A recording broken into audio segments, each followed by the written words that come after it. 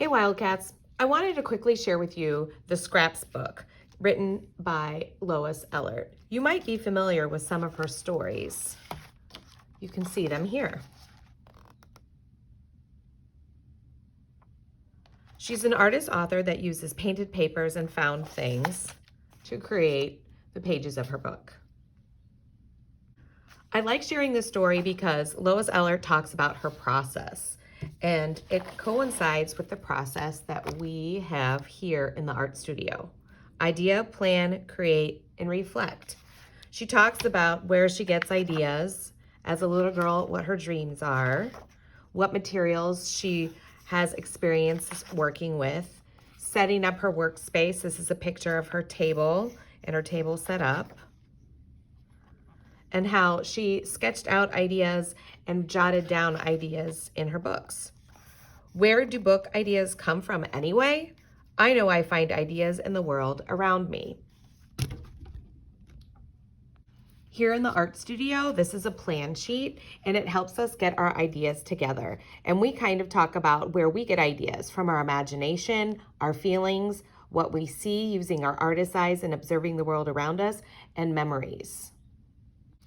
After we have an idea, we need to think about what we're going to do with that idea. And that's where we get a plan together. In this story, Lois Ehlert talks about with her ideas, she jots them down, she finds them everywhere, and she sketches them out. So since she's an author, she plans out all of her book pages and illustrates them. She has quick sketches. Sketches are not detailed. So here on this page, you see a sketch, and it's done in pencil, and then the finished artwork that was on the page, and how she used cut paper and painted papers to create what she had an idea with. So far, she's shared with us how she gets her ideas, seeing things with an artist's eye, how she gets her ideas and creates a plan, and then she uses materials to set up her workspace. So this story might look familiar. Again, sketches and then finished artwork. And her technique is called collage, cutting out scraps like puzzle pieces, assembling into place, arranging, rearranging, and then gluing down. Here, she has created a color scheme. We even talked in the studio about what color schemes are. Every time you use a color, you're creating a color scheme. Color schemes are groups of colors that either complement or contrast each other. And so there's primary, and we go down, we've discussed this. And this is the color scheme that she came up with this. So her idea, her planning, her sketching, assembling, rearranging, all is planned out very well. So I just want to rummage through some of these pages and share with you her process as an artist author. I like this page. She talks about this image itself as a reference because artists do research. So they may learn from other artists or the art around them. Reference images and sketches, using found objects, finding inspiration everywhere,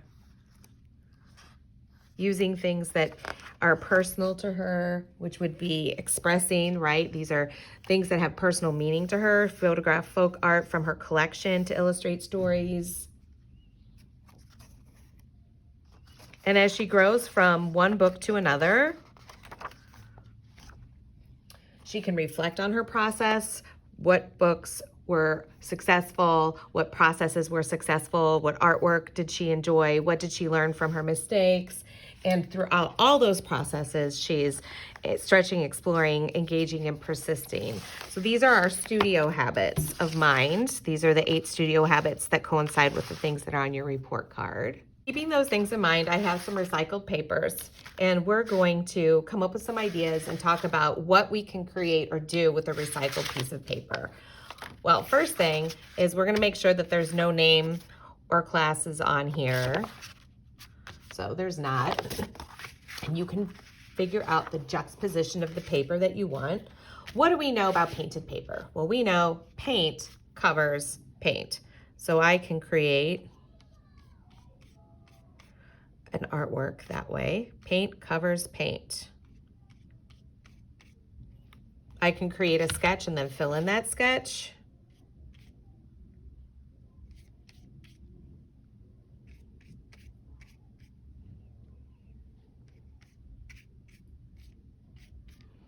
I can cover up the things that I don't want to see. And here I'm just having brush strokes because I'm going to use this as a background for another artwork. I'm just adding color throughout my paper. Okay, another thing, what do we know about painted papers? Well, we know that oil pastel can cover papers.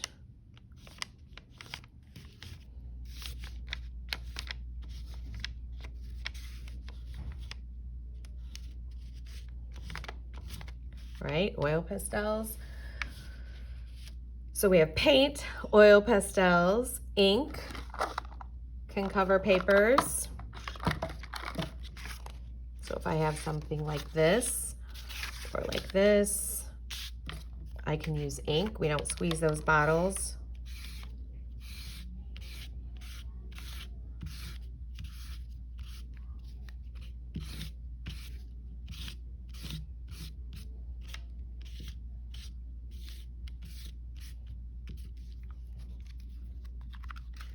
And you know what else? Paper covers paper. So if I have something like this, I can add my artwork.